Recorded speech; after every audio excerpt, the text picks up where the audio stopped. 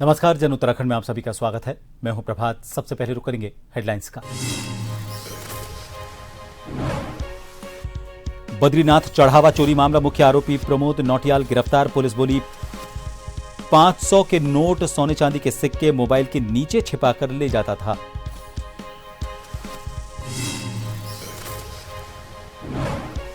मुख्यमंत्री धामी ने Dehradun science city परियोजना का किया निरीक्षण। तय समय सीमा में काम पूरा करने के निर्देश। वैज्ञानिक सोच को बढ़ावा देने की दिशा में बताया महत्वपूर्ण।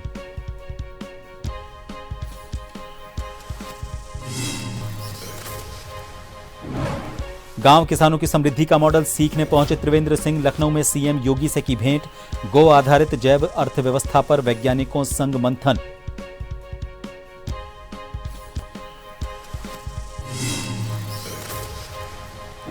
देहरादून में आयुर्वेद उत्कर्ष केंद्र का फीता काटकर किया उद्घाटन। कैबिनेट मंत्री गणेश जोशी ने किया शुभारंभ।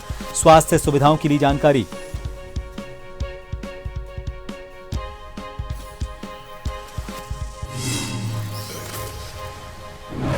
और उत्तराखंड में लैंडस्लाइड से 100 से ज्यादा सड़कें बंद। चारधाम यात्रा मार्ग पर गिर रहे बोल्डर। पहाड़ों में भारी बारिश की संभावना। मौसम विभाग ने की सतर्क रहने की अपील।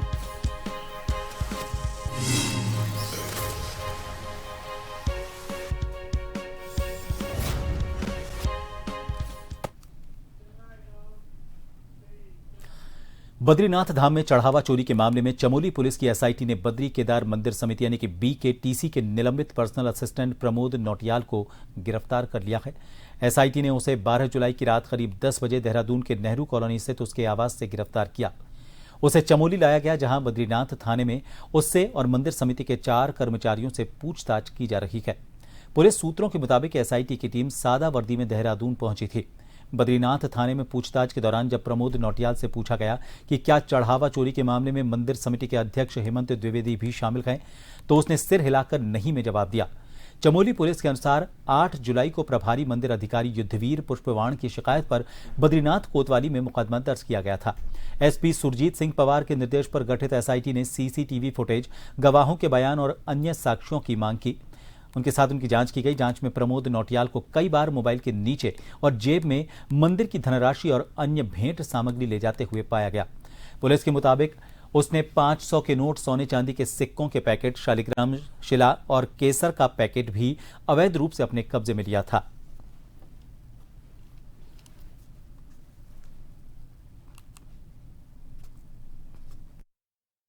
जुलाई 2026 की थाली भेंट गणना कक्ष की सीसीटीवी फुटेज का अवलोकन किया गया। उक्त में अभियुक्त प्रमोद नौटियाल को कई बार गणना कक्ष से धनराशि एवं अन्य भेंट सामग्री को अपने मोबाइल फोन के नीचे छिपाकर तथा जेब में रखकर बाहर ले जाते हुए पाया गया। तमाम सीसीटीवी फुटेज के अवलोकन से यह भी बात सामने आई कि अभियुक्त ने अलग अलग समय पर 500 रुपए के विभिन्न नोट, सोना चांदी के सिक्कों के पैकेट, शालिग्राम शिला एवं केसर का पैकेट गणना कक्ष से अवैध रूप से अपने कब्जे में लिया। विवेचना के दौरान अब तक जो भी साक्ष्य हमारे सामने आए हैं, उनसे अभियुक्त के विरुद्ध प्रथम दृष्टया पर्याप्त साक्ष्य पुष्ट हो रहे हैं। उपलब्ध साक्ष्यों के आधार पर गठित पुलिस टीम द्वारा दिनांक 12 जुलाई 2026 की रात्रि में लगभग 10 बजे अभियुक्त प्रमोद नौटियाल को उसके देहरादून स्थित आवास से गिरफ्तार किया गया और उसे कोतवाली श्री बद्रीनाथ धाम में लाकर प्रारंभिक पूछताछ की गई है एवं आज इसको जिला न्यायालय चमोली गोपेश्वर में माननीय न्यायालय के समक्ष प्रस्तुत किया जा रहा है। मुख्यमंत्री पुष्कर सिंह धामी ने देहरादून के हर्रावाला रेलवे स्टेशन से सोमनाथ स्वाभिमान पर्व के तहत वेरावल के लिए विशेष रेल यात्रा को हरी झंडी दिखाकर रवाना किया। 6 दिवसीय इस यात्रा में उत्तराखंड के करीब 700 श्रद्धालु शामिल हुए। मुख्यमंत्री धामी ने कहा कि ये यात्रा केवल धार्मिक आयोजन नहीं, बल्कि राष्ट्र के स्वाभिमान, सांस्कृतिक चेतना और सनातन परंपरा से जुड़ने का एक महत्वपूर्ण अवसर है। उन्होंने कहा कि सोमनाथ मंदिर भारत की अटूट आस्था और सांस्कृतिक पुनर्जागरण का प्रतीक है।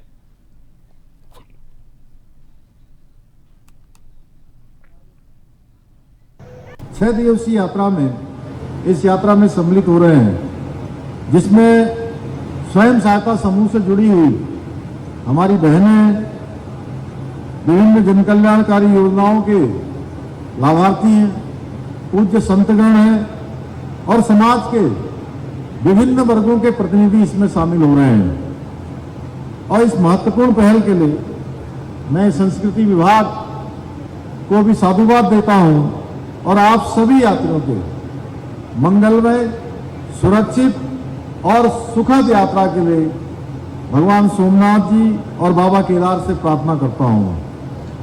भाइयों बहनों, ये कोई सामान्य यात्रा नहीं है, बल्कि राष्ट्रीय स्वाभिमान को प्रदर्शित करने वाली एक विशिष्ट यात्रा है जो देवभूमि उत्तराखंड से सोमनाथ को जाएगी। यानी ये कह सकते हैं हम कि केदारनाथ जी से सोमनाथ जी को जोड़ने वाली यात्रा, आदि कैलाश से सोमनाथ जी को जोड़ने वाली यात्रा।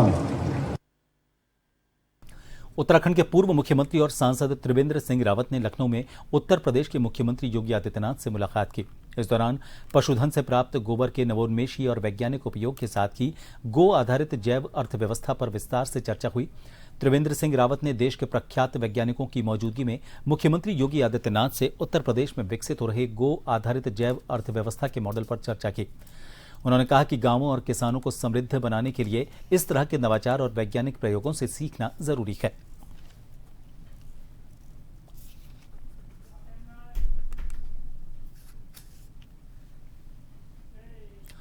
कैबिनेट मंत्री गणेश जोशी ने आज राजकीय आयुर्वेदिक चिकित्सालय कंडोली में नवनिर्मित आयुर्वेद उत्कर्ष केंद्र का रिबन काट कर विधिवत उद्घाटन किया। इस अवसर पर उन्होंने आयुर्वेद उत्कर्ष केंद्र का अवलोकन कर वहां पर उपलब्ध स्वास्थ्य सुविधाओं और व्यवस्थाओं की जानकारी भी ली। उन्होंने सामुदायिक भवन में लगाए गए निःशुल्क चिकित्सा शिविर का भी उद्घाटन किया। इस अवसर पर कैबिनेट मंत्री गणेश जोशी ने क्षेत्रवासियों को बधाई और शुभकामनाएं देते हुए कहा कि आयुर्वेद भारत की प्राचीन चिकित्सा पद्धति है जिसने सदियों से लोगों को स्वस्थ जीवन जीने की दिशा प्रदान की है। उन्होंने कहा कि प्रधानमंत्री नरेंद्र मोदी के नेतृत्व में आयुर्वेद एवं भारतीय पारंपरिक चिकित्सा पद्धतियों को वैश्विक पहचान मिली है।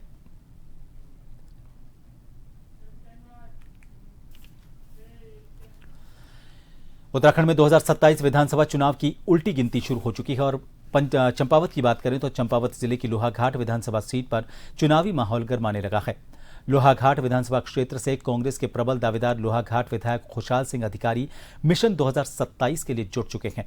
अपनी टीम के साथ साथ लोहाघाट विधायक के द्वारा गांव-गांव का भ्रमण कर 2027 के लिए अपनी स्थिति को मजबूत किया जा रहा है और जनता को कांग्रेस की रीति नीति और लोहाघाट विधानसभा क्षेत्र में उनके द्वारा किए गए विकास कार्यों की जानकारी दी जा रही है।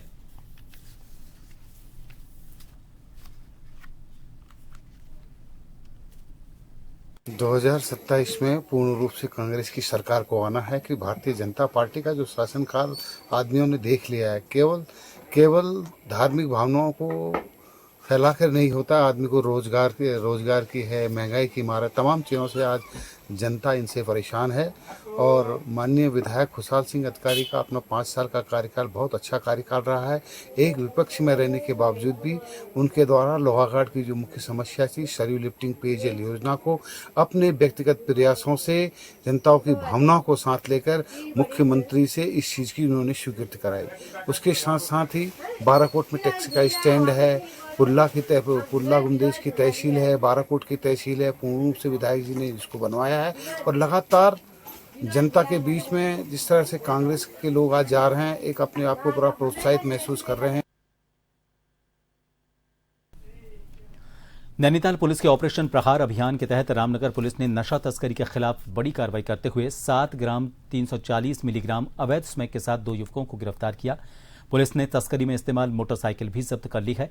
पुलिस के अनुसार शिवलालपुर तिराहे से आगे काशीपुर रामनगर रोड पर चेकिंग के दौरान बाइक सवार दोनों युवक पुलिस को देखकर भागने लगे, लेकिन बाइक फिसलने से गिर पड़े और मौके पर ही पकड़ लिए गए।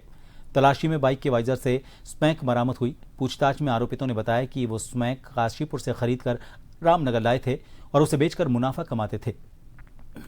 गिरफ्तार आरोपितों की पहचान विजय नेगी निवासी धोबीघाट गुल्लर घट्टी और मोहम्मद आलम निवासी कदीमा मस्जिद के पास रामनगर के रूप में हुई है।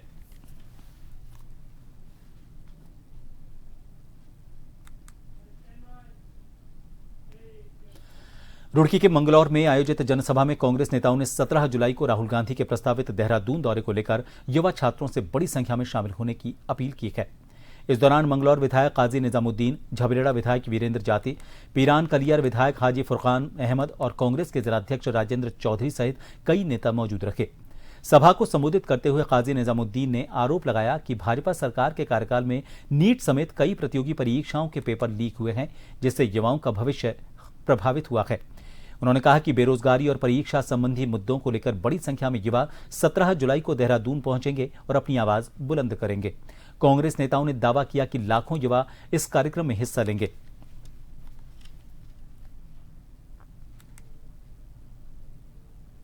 कांग्रेस पार्टी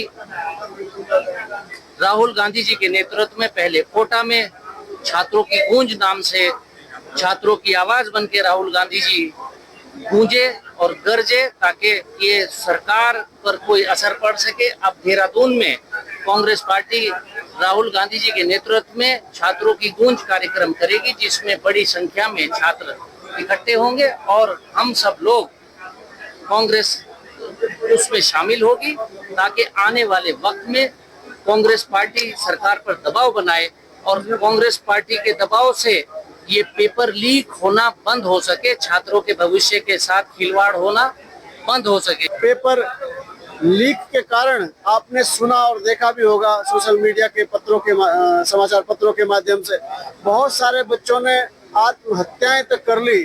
तो इस सरकार को, इस खोखली निकम्मी सरकार को जगाने का काम विपक्ष के तौर पर और छात्रों की आवाज मजबूत करने का काम आदरणीय श्री राहुल गांधी जी आगामी 17 तारीख को देहरादून में करेंगे, ताकि भारतीय जनता पार्टी की ये निकम्मी और बेगैरत सरकार छात्रों के साथ, इस देश के सुनहरे भविष्य के साथ न्याय करे। उस न्याय की मांग को लेकर के आदरणीय श्री राहुल गांधी जी 17 तारीख को हमारे बीच देहरादून में होंगे। तो आदरणीय हमारे राहुल गांधी जी 17 तारीख को देहरादून पधार रहे हैं। जो हमारे छात्रों की जगह जगह पेपर लीक हो रहे हैं, वो छात्रों की आवाज को बुलंद करने के लिए आदरणीय राहुल गांधी जी 17 तारीख को देहरादून आ रहे हैं। तो हम सब आज मंगलौर में प्रोग्राम हुआ, बाकी और भी सब विधानसभा में होगा कि जो जितने भी हमारे छात्र हैं जो पीड़ित हैं और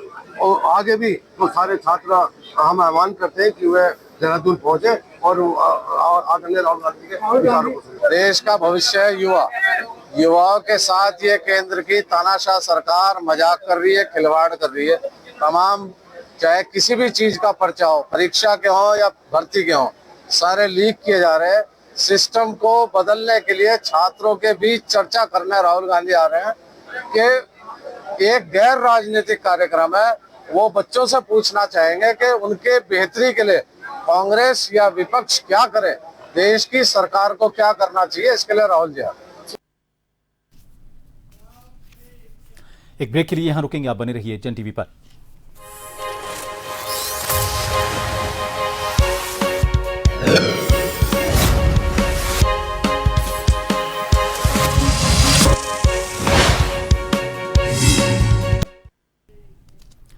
ब्रेक के बाद एक बार फिर आप सभी का स्वागत है। रुड़की के मंगलौर झबरेड़ा रोड स्थित आज्ञा बायोटेक प्राइवेट लिमिटेड के 62 कर्मचारियों ने लंबित वेतन भुगतान की मांग को लेकर कंपनी के बाहर धरना प्रदर्शन किया। प्रदर्शन का नेतृत्व भीम आर्मी के प्रदेश अध्यक्ष महक सिंह ने किया। कर्मचारियों का आरोप है कि कंपनी प्रबंधन कई महीनों से वेतन का भुगतान नहीं कर रहा है। इससे उनके सामने आर्थिक संकट खड़ा हो गया है। प्रदर्शन के दौरान कर्मचारियों ने कंपनी के खिलाफ नारेबाजी करते हुए जल्द वेतन जारी करने की मांग की। विधानसभा चुनाव 2027 की तैयारियों के तहत पचवादून के बाड़वाला स्थित होटल ग्रीन व्यू में कालसी ब्लॉक कांग्रेस कमेटी ने कार्यकर्ता सम्मेलन का आयोजन किया। इस सम्मेलन में कांग्रेस नेताओं ने संगठन को मजबूत करने पर जोर देते हुए भाजपा सरकार पर निशाना साधा। कार्यक्रम के दौरान 41 लोगों ने भाजपा छोड़कर कांग्रेस की सदस्यता ग्रहण की। नेताओं ने इसे कांग्रेस के प्रति बढ़ते जन समर्थन का संकेत बताया और कार्यकर्ताओं से बूथ स्तर तक संगठन मजबूत करने का आह्वान किया। सम्मेलन में नेताओं ने 17 जुलाई को देहरादून में आयोजित राहुल गांधी के छात्रों की गूंज कार्यक्रम में ज्यादा से ज्यादा संख्या में पहुंचने की अपील की। इस दौरान चक्राता विधायक प्रीतम सिंह ने दावा किया कि प्रदेश की जनता बदलाव चाहती है और 2027 के विधानसभा चुनाव में भाजपा की विदाई तय है। आज कालसी के अंदर विकासखंड कालसी के साथियों से हमने संवाद स्थापित करने का काम किया है। आज बहुत सारे लोगों ने भारतीय जनता पार्टी को छोड़ करके कांग्रेस में आने का काम किया है और 2027 की जो चुनौती है उस चुनौती पर हम निश्चित रूप से पार पाने का काम करेंगे। 17 जुलाई को राहुल जी 5:30 बजे जो है देहरादून आ रहे हैं।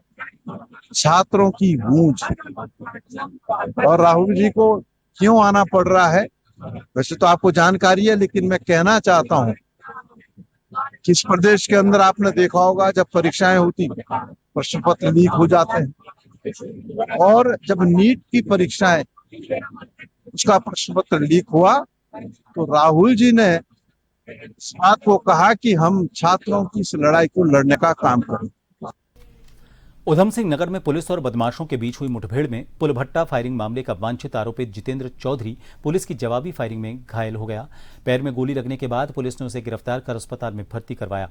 मुठभेड़ के दौरान पुलिस ने उसके 2 साथियों सुमित राठौड़ और चंदन को भी गिरफ्तार कर लिया, जबकि एक अन्य आरोपित निरंजन मौके से फरार हो गया। उसकी तलाश में पुलिस की टीमें लगातार दबिश दे रही हैं।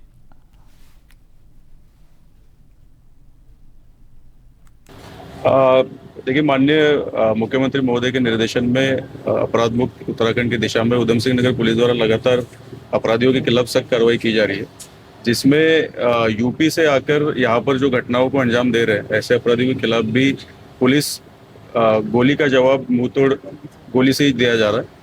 इसी के क्रम में कुछ दिन पूर्व 2 घटनाएं हुई थी।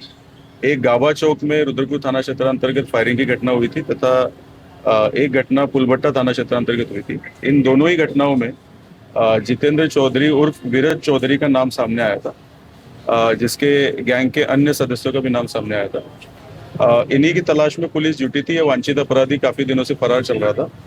कल रात सूचना के आधार पर पुलिस चेकिंग कर रही थी। इसी चेकिंग के दौरान यूनिटी लॉ कॉलेज के आसपास पुलिस और इन अपराधियों के बीच में मुठभेड़ हुई, जिसमें अंधेरे का फायदा उठाते हुए एक अपराधी भाग निकला है तथा 2 अन्य अपराधी अरेस्ट हुए, और तीसरा जो गाड़ी में मौजूद जो अपराधी था जिसका नाम जितेंद्र चौधरी है, मुठभेड़ के दौरान उसके पैर में गोली लगी। रामनगर कोतवाली पुलिस ने एक नाबालिग किशोरी को करीब 1 माह पूर्व बहला फुसलाकर भगाकर ले जाने और नाबालिग किशोरी के साथ शादी कर दुष्कर्म करने के मामले में फरार चल रहे आरोपी और नाबालिग किशोरी को सकुशल बरामद कर आरोपी को हिरासत में लेते हुए कोर्ट में पेश किया।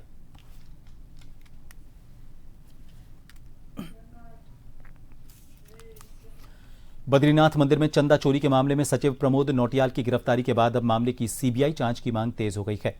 आरटीआई कार्यकर्ता विकेश नेगी ने प्रदेश और केंद्र सरकार को पत्र लिखकर पूरे प्रकरण की निष्पक्ष और पारदर्शी जांच सीबीआई से कराने की मांग की है।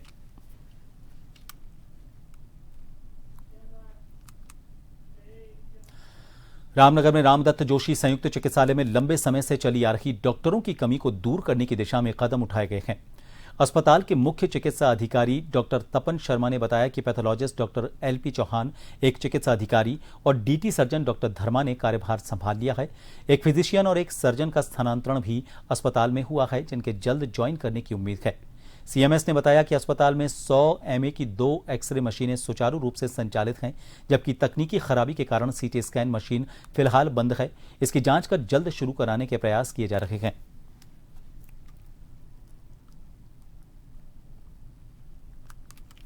उन्होंने ज्वाइन करा है और कार्य कर रही है। एक एलएमओ है, उन्होंने ज्वाइन करा है और अभी भी वर्तमान में ओपीडी संचालित उनके द्वारा की जा रही है। और डॉक्टर धर्मा है, टीएनटी सर्जन है, उन्होंने ज्वाइन करा था। ज्वाइनिंग लीव लेके गई थी, लेकिन उनकी एक एप्लीकेशन आई है लंबी अवधि की छुट्टी के लिए, जिसके लिए उच्च अधिकारियों को अवगत कराया जाएगा। अभी वर्तमान में एक फिजिशियन और एक सर्जन जो कि बागेश्वर से स्थानांतरित होकर आए हैं, उनके द्वारा ज्वाइन नहीं करा गया है। एक चिकित्सा अधिकारी अल्मोड़ा से स्थानांतरित होकर आए हैं, उनके द्वारा ज्वाइन नहीं करा गया है।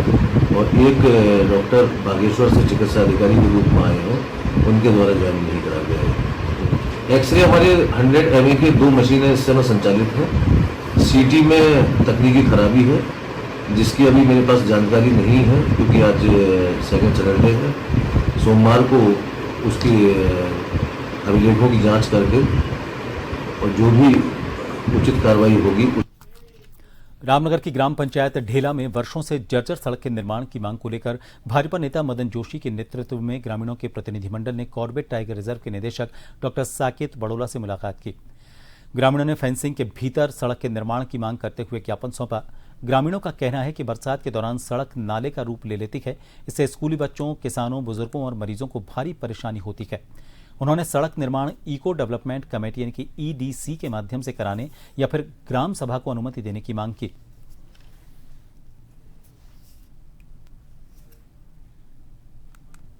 और ढेला की एक रोड काफ़ी वर्षों से जो है लंबित है, वो बन नहीं पा रही है। तो हम ढेला मौके पे गए थे, तो आज कॉर्बेट टाइगर रिजर्व के डायरेक्टर साकेत बडोला जी से बात हुई है और इसी संदर्भ में उप जिलाधिकारी महोदय से भी वार्ता हुई है। तो क्योंकि लोगों को बहुत असुविधा हो रही है, क्योंकि बताया जा रहा है कि डिलीवरी की दिक्कत होती है तो गाड़ी नहीं पहुंच पाती है, गैस की गाड़ी वहां पर नहीं पहुंच पा रही है, तो कई दिक्कतें हैं। तो उस दिक्कतों को देखते हुए डॉक्टर साहब ने, साकेत बडोला जी ने सकारात्मक जो है हमें आश्वासन दिया है और कहा है कि इसमें शीघ्र हम कोई ना कोई रास्ता निकालेंगे और रास्ता निकलकर हमें पूरी आस है कि यह रोड शीघ्र बनेगी। चमोली जिले की थराली तहसील में SIR के दौरान मतदाता सूची के सत्यापन में कथित रूप से फर्जी वोटर ID बनाए जाने का मामला उजागर हुआ है। आरोप है कि पूर्व BLO ने बाहरी व्यक्ति का नाम स्थानीय निवासी के परिवार से जोड़कर उसका मतदाता पहचान पत्र बनवा दिया। बताया जा रहा है कि संबंधित व्यक्ति क्षेत्र में सुनार की दुकान संचालित करता था और स्थानीय लोगों के लगभग 20 लाख रुपए से ज्यादा मूल्य के जेवर लेकर करीब 1 साल पहले फरार हो गया था। अब उसी व्यक्ति ने कथित तौर पर वर्तमान BLO को फोन कर अपना नाम मतदाता सूची में बनाए रखने का अनुरोध किया। वर्तमान BLO द्वारा सत्यापन के दौरान मामला संज्ञान में आने के बाद उसकी जानकारी संबंधित अधिकारियों को दी गई। मुझे ये कार्यभार 2-3 महीने पहले सौंपा गया था और सर ये SIR का कार्यक्रम चल रहा था, तो एक व्यक्ति वरुण कुमार नाम से यहाँ पर जो मौजूद नहीं मिला मुझे, और स्थानीय लोगों से जो जब मैंने पता किया तो वो व्यक्ति बाहरी पाया गया और वो व्यक्ति बाहरी मतलब यहाँ का नहीं था। उसने यहाँ वोटर ID कैसे बना ली वो मैं भी नहीं जानता। नहीं सर, ये है कि जो लिस्ट है, लिस्ट में तो स्थानीय लोग उसके माता पिता बने हैं। क्या आपने इसमें इस संदर्भ में कोई जानकारी ली? हाँ, मैं जानकारी ली, मगर माता पिता से तो उन्होंने तो मना कर दिया। क्या क्या नाम है इसकी माता का, माता पिता? लिस्ट में तो उसकी माँ का नाम सरिता देवी दिखा है। और क्या आप कौन से परिवार से संबंधित? ये मकान नंबर 178 में दिखा है ये लिस्ट में। अच्छा, तो मतलब सरिता देवी और मकान नंबर 178। हाँ। तो सरिता देवी के पति का नाम 178 मकान नंबर पे तो खिलाफ सिंह नाम से है उनकी। अच्छा, खिलाफ सिंह नाम से है।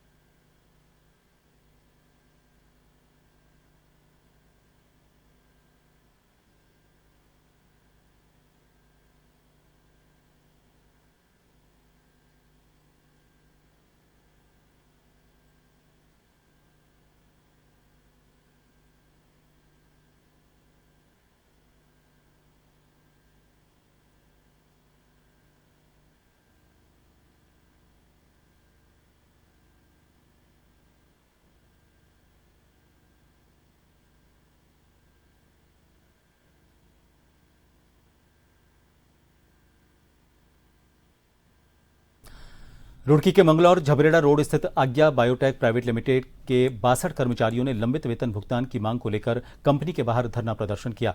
प्रदर्शन का नेतृत्व भीम आर्मी के प्रदेश अध्यक्ष महक सिंह ने किया। कर्मचारियों का आरोप है कि कंपनी प्रबंधन कई महीनों से वेतन का भुगतान नहीं कर रहा है, जिससे उनके सामने आर्थिक संकट खड़ा हो गया है। प्रदर्शन के दौरान कर्मचारियों ने कंपनी के खिलाफ नारेबाजी करते हुए जल्द वेतन जारी करने की मांग की। और आज सोमवार का समय जो है कंपनी के मालिक के द्वारा दिया गया था कि बैठकर वार्ता करूंगा और जितने लोगों को बाहर निकाला गया है उन्हें वापस लिया गया। आज कंपनी मैनेजमेंट से यहाँ बात हुई। कंपनी मैनेजमेंट के लोगों का व्यवहार सही नहीं है। आज तो मालिक खुद यहाँ पर मौजूद है, मालिक का व्यवहार सही नहीं है। मालिक के द्वारा बाहर आते ही ये कहा गया कि मैं इन लोगों को नहीं लूंगा। हमने कहा कि आप हमारा पूरा हिसाब कर दीजिए। वो हिसाब करने को भी तैयार नहीं है। अंदर अपनी कंपनी में एसी वाले कमरे में बैठे हुए हैं। हमारे लोग यहाँ धूप में धरने में बैठे हुए हैं। प्रशासन के लोग आए हैं, मंगलौर क्षेत्र से इंस्पेक्टर साहब आए हैं। अभी अंदर वार्ता चल रही है कि जिन लोगों को चिन्हित करके कंपनी के द्वारा निकाला जा रहा है उन लोगों का पूरा पैसा चाहिए, 1-1 रुपया पाई जो है। फिलहाल के लिए इस बुलेटिन में इतना ही। नमस्कार।